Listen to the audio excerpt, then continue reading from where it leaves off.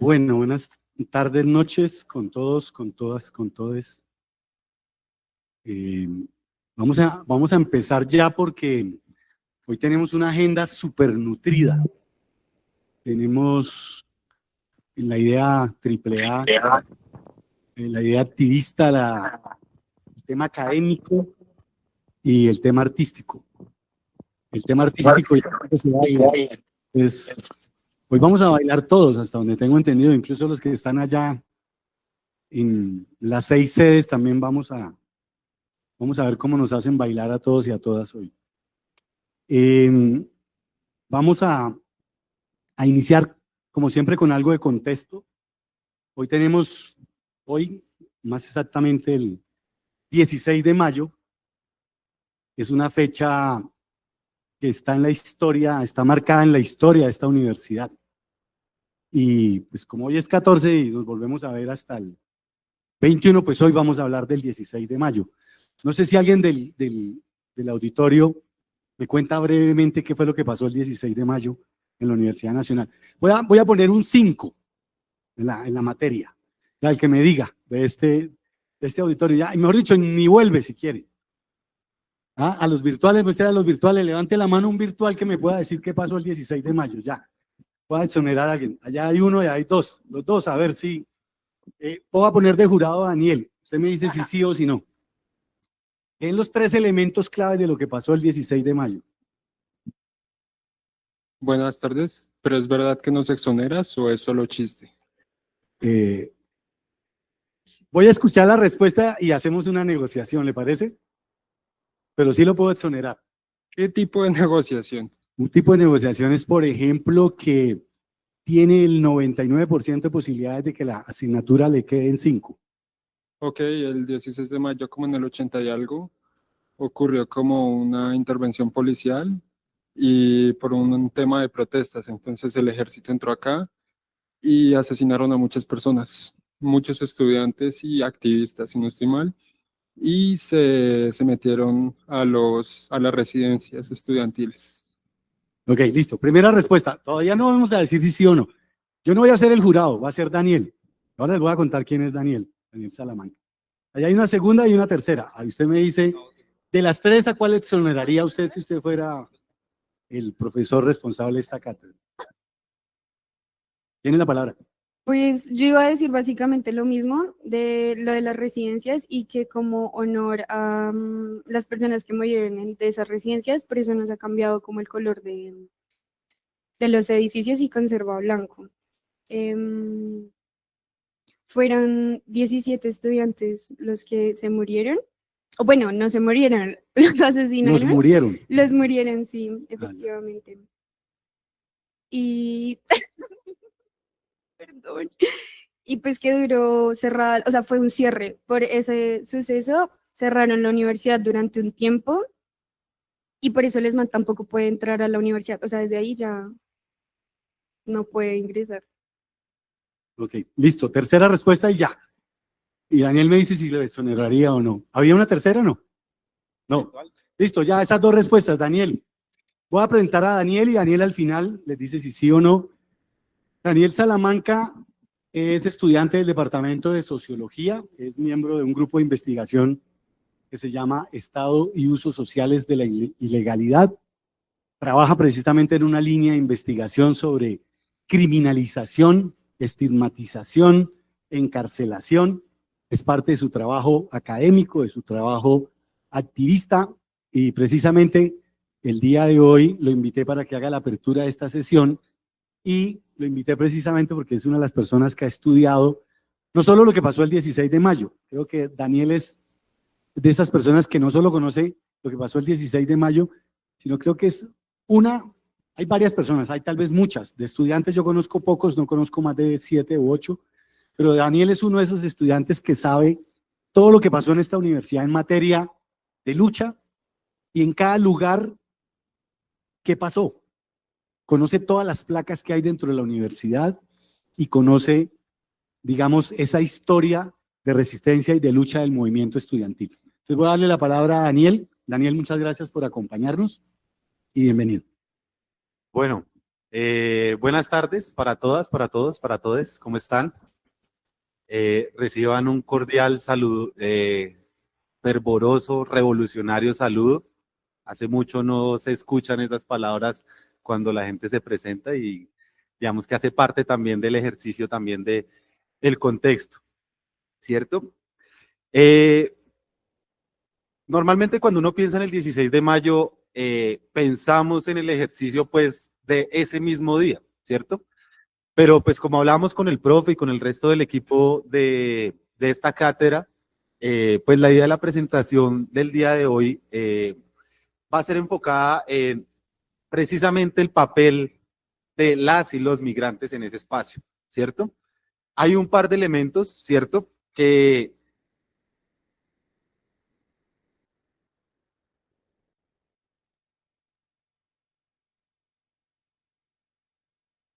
quiero empezar con una pregunta. Mientras solucionan eso, estos problemas técnicos, un momentico.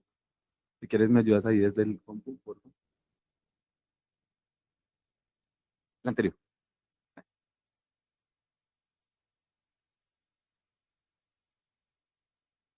Universidad Nacional de Colombia. ¿Realmente nacional después del 84?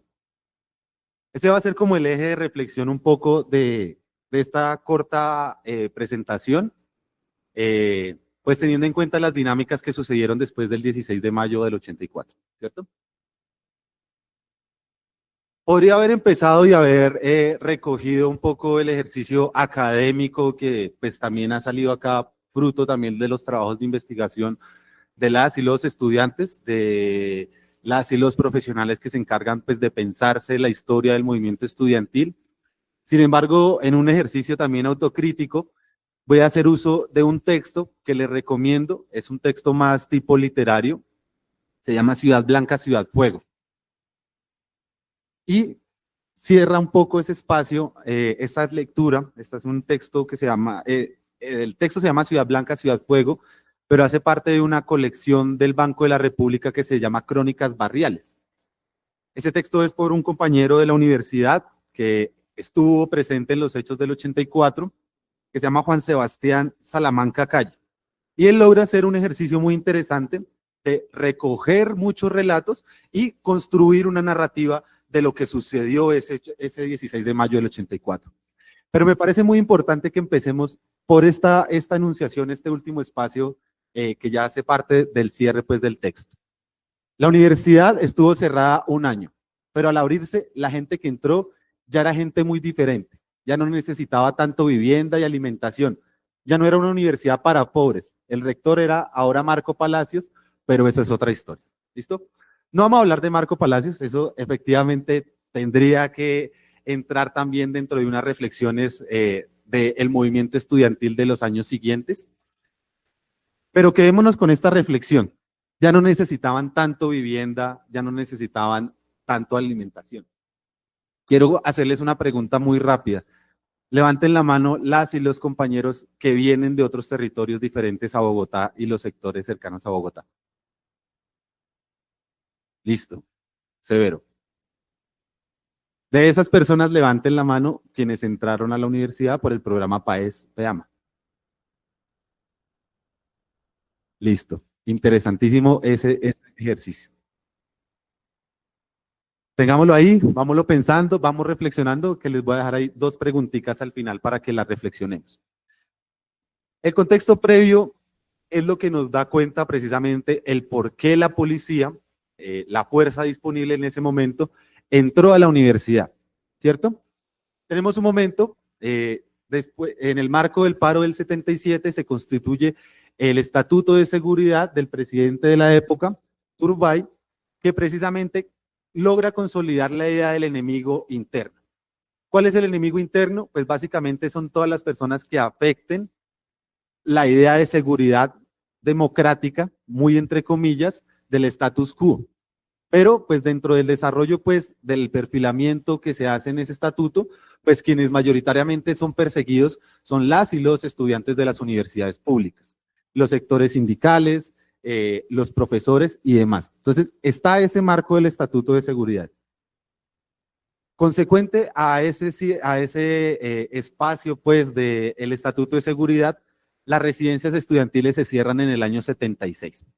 Se cierran y en palabras del Ministerio de Justicia de la época, buscaba acabar con la cafetería y las residencias considerados centros de prostitución, de droga, de violación, de guerrilla, ¿cierto?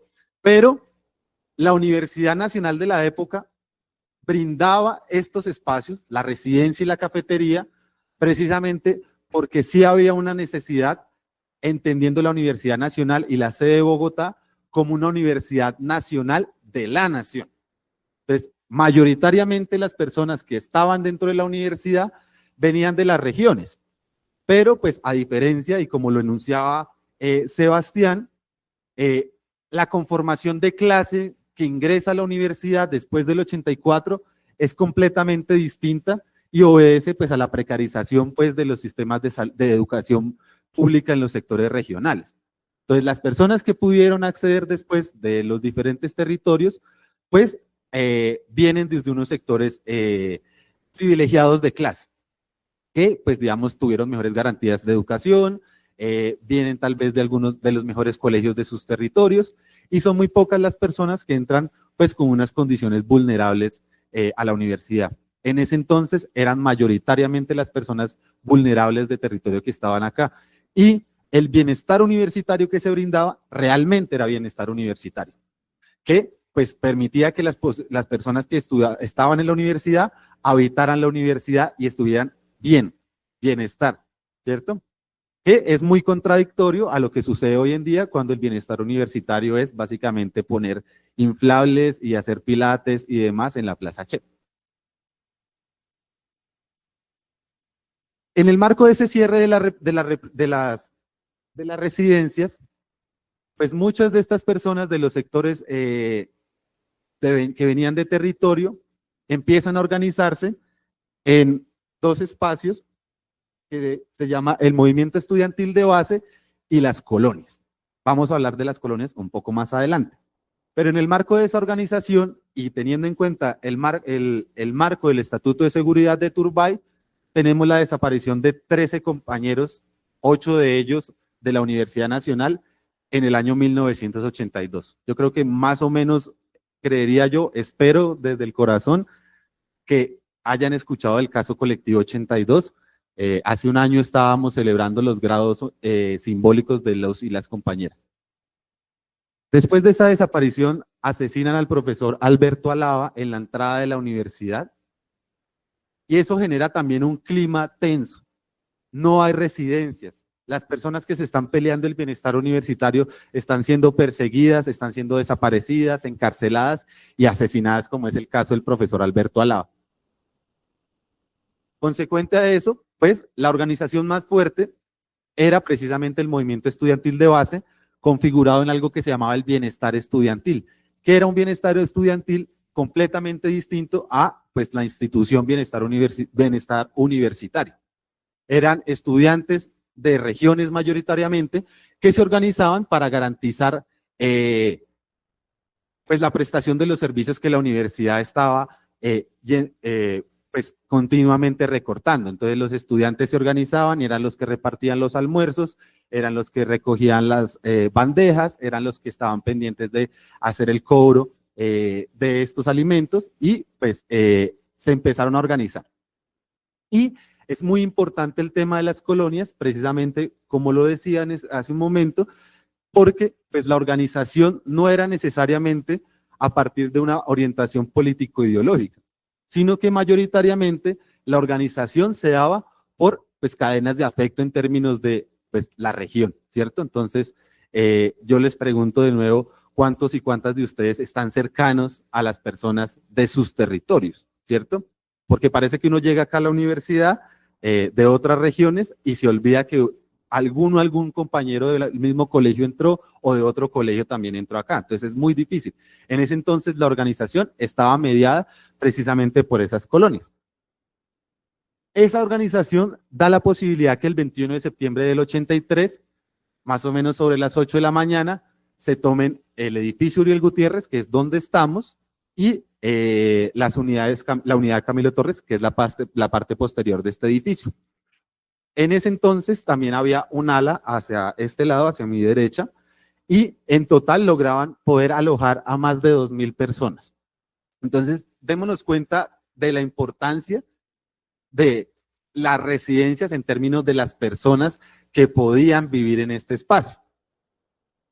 Se toman las residencias y el 11 de mayo del año siguiente es asesinado el compañero Jesús Chucho León Patiño. Compañero era el coordinador del bienestar universitario en el departamento de odontología. Se había dirigido hacia la Universidad de Quindío a un encuentro de representantes estudiantiles y posterior a eso pues es desaparecido y lo encuentran el 11 de mayo en la ciudad de Cali con signos de tortura. Entonces tenemos un clima bastante fuerte y aquí estoy saltándome un contexto que es también el contexto latinoamericano, ¿cierto? Se conmemoraba la muerte del Che en Bolivia, antes de mayo se celebró, antes se celebraba y se conmemoraba los espacios de una forma distinta, entonces se conmemoraba el 16 de febrero la muerte del cura Camilo Torres Restrepo, el 8 de marzo era un espacio de disputa de las mujeres en la calle y pues digamos que todo este clima dio a que la organización confluyera a pues estar más consolidada. Pero el asesinato de Chucho fue el catalizador precisamente para los hechos del 16 de mayo, ¿cierto? Pero eso lo vamos a desarrollar más adelante para poder dar respuesta a ver si exoneramos o no a las y los compañeros, ¿cierto? ¿Qué pedía el estudiantado? Me tomé la molestia de escoger un par de fotos, ¿cierto? Ahorita miramos y tratemos de pensarnos también cuáles son las consignas que están pintadas en las paredes de nuestra universidad en estos momentos. Entonces vemos acá, aquí no hay servicio de bus. La universidad antes del 84 era una universidad que estaba abierta, no tenía las rejas, de hecho muchos de los edificios tenían su nomenclatura y los buses de servicio público recorrían el campus universitario, pero no había la posibilidad para los estudiantes de movilizarse dentro del campus, pues si no pagaba el pasaje de bus. Entonces acá está una de las consignas respecto al servicio de bus. Abajo la represión académica. Una de las formas que también ha tenido y que tuvo esta práctica genocida llamada Estatuto de Seguridad fue lograr disciplinar a la oposición o al enemigo interno. Y una de las formas fue pues castigándole a lo que más nos duele a nosotros los estudiantes, las notas. Entonces había un perfilamiento no solo por parte de la policía y del Estado, sino también pues por muchos profesores y profesoras que estaban pues de acuerdo con lo que estaba sucediendo en la época, que estaban de acuerdo pues con la élite acomodada. Porque somos estudiantes con derecho y necesitados, por eso nos quedamos. Y bueno, ahí está firmado por el movimiento estudiantil de base. Esta es una pinta que estaba acá en los corredores de este edificio Uriel Gutiérrez y se hace pues posterior a la toma de las residencias. Me encontré con Sarmiento en la 45, le pedí prestado para el bus y me contó que lo habían expulsado dizque porque lo vieron hablando por un megáfono. Había un montón de propuestas, de organizaciones, de digna rabia, precisamente porque muchos de los estudiantes que no tenían las condiciones para seguir acá en la ciudad de Bogotá, tuvieron que retornar a sus territorios. Y los que se quedaron disputándose esos espacios, pues fueron víctimas de la represión académica y lastimosamente, pues fueron expulsados. Lo cual no significó que se hubieran ido. Después de la muerte de Chucho León, el 16 de mayo, se congrega un espacio artístico cultural en la Plaza Che y una organización clandestina ingresa a uno de los buses hasta la Plaza Che y este bus es incinerado. La rabia de no tener las condiciones dignas en las residencias que habían sido tomadas, la cafetería cerrada, la muerte de Chucho, la muerte del profesor Alberto Alaba, la desaparición de los compañeros en el 82, hizo que la rabia de esos estudiantes confluyera al bloqueo de la calle 30 y la calle 26 en un ejercicio pues de protesta o como lo llamamos nosotros el tropel. Pero pues recordemos que el Estatuto de Seguridad estaba vigente, para el 84 ya estaba Belisario y pues la universidad fue asaltada a sangre y fuego por la fuerza disponible. Entran disparando, capturando personas y pues los estudiantes que estaban enfrentando el espacio, disputándose las entradas de la universidad, pues fueron yendo poco a poco replegadas y poco a poco pues aminoradas. Uno creería que si se acaba el tropel, pues la policía se retirará, pero lo que pasó es que en ese sentido de haberse tomado la universidad, fue en términos coloquiales el papayazo para el gobierno de recuperarse las residencias para el Estado. En esas residencias estaban las personas que no estaban haciendo parte de la protesta. Las primeras residencias que se toman son las del edificio de Femeninas o lo que conocemos ahora como el edificio Manuel Ancísar y entran sacando, golpeando y asesinando a las estudiantes que vivían en ese espacio. Muchas lograron esconderse en los armarios y duraron 1 o 2 días escondidas mientras la policía estaba haciendo ese allanamiento.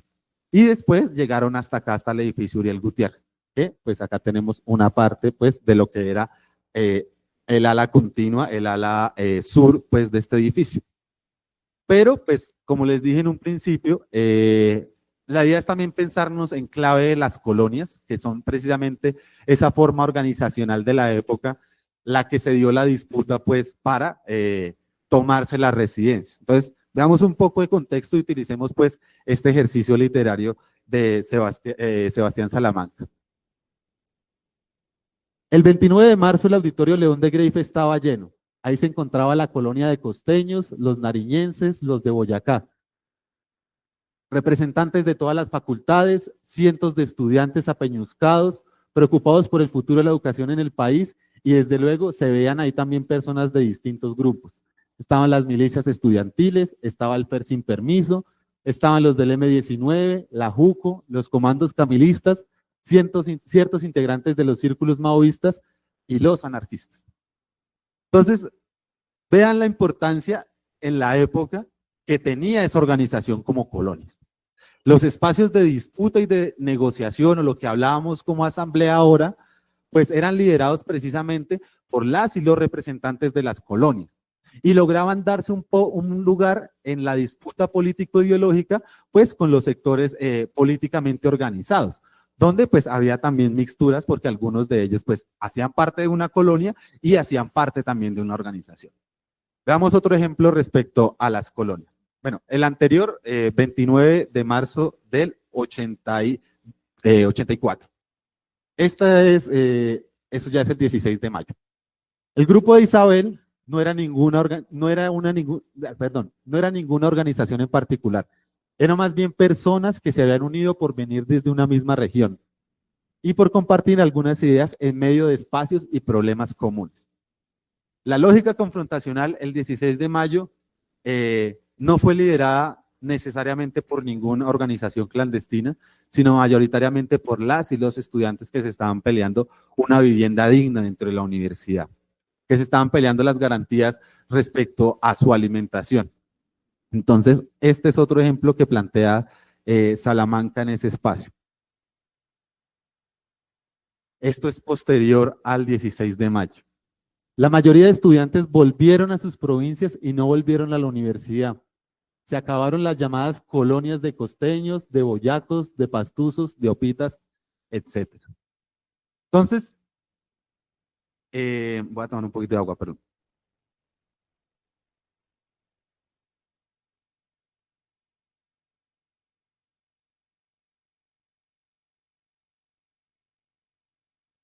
Estos elementos organizacionales de las colonias nos permiten plantearnos ciertas preguntas y ciertas reflexiones en términos pues del ejercicio de esta cátedra.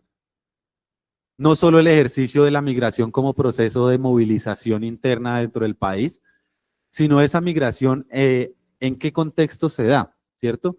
¿Quiénes son las personas que llegan a la universidad y cuáles son sus condiciones dentro de la universidad? El año pasado, para esta época, este edificio estaba tomado y se planteaban las discusiones respecto a bienestar universitario.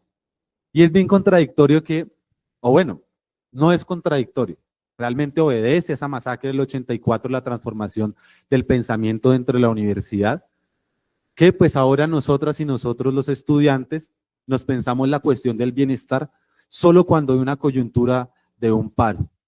Pero pues el hambre está todos los días, compañeros y compañeras. La necesidad de coger transporte está todos los días, de sacar copias, ¿cierto? De pagar arriendo. Y es bien chistoso para mal, que solo cuando haya organización, cuando hay un paro, nos pensemos pues el problema del bienestar universitario y la permanencia de la universidad de las personas que somos migrantes dentro de la universidad. Entonces quiero dejarles ya para cerrar estas dos preguntas, un poco a modo de reflexión, no las tienen que responder en este espacio, puede ser también un ejercicio que dialoguemos también con los compañeros y compañeras que me van a continuar en el espacio. Pues las voy a dejar enunciadas un poco ahí para que las vayamos reflexionando. ¿Cómo cree usted que le afecta, hay una redundancia, perdón. ¿Cómo cree que le afecta a usted la no existencia de residencias y servicio de cafetería digna? ¿Qué siente usted al recordar la masacre del 84? Y la última, ¿qué relación hay entre la creación de los programas PAES y PEDAMA con el cierre de las residencias y la masacre del 84? Aún podrían salir un montón de preguntas. Creo que esa segunda pregunta podría estar antecedida de una pregunta que ya el profe lo hizo, y es, ¿usted sabe realmente qué pasó el 16 de mayo del 84? ¿Cómo se transformó el ingreso a la universidad después del 84?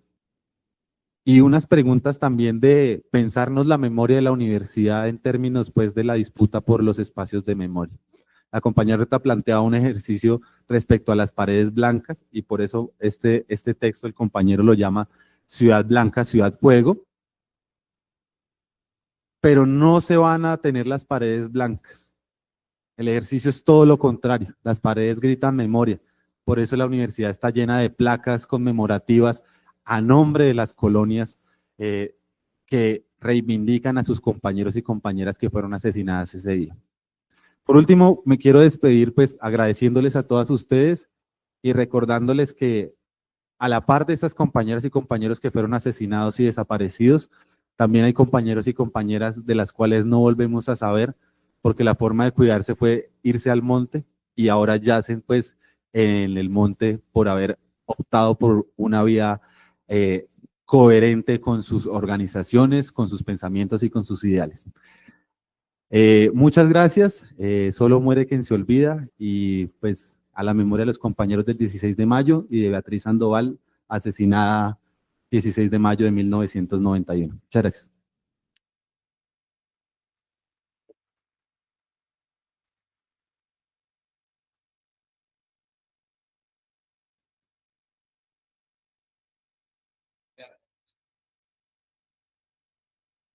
Muchas gracias, Daniel. Bueno, creo que con este contexto viene otro segundo contexto de algo que está pasando en este momento, y hay una invitación. Ahora nos contesta la pregunta, Daniel, ¿los vamos a exonerar o no? ¿Qué piensas? Que lo va a seguir pensando, entonces ya está haciendo la evaluación. Antonio tiene una invitación y los que quieran asistir a esa invitación también están exonerados. Antonio, tiene la palabra.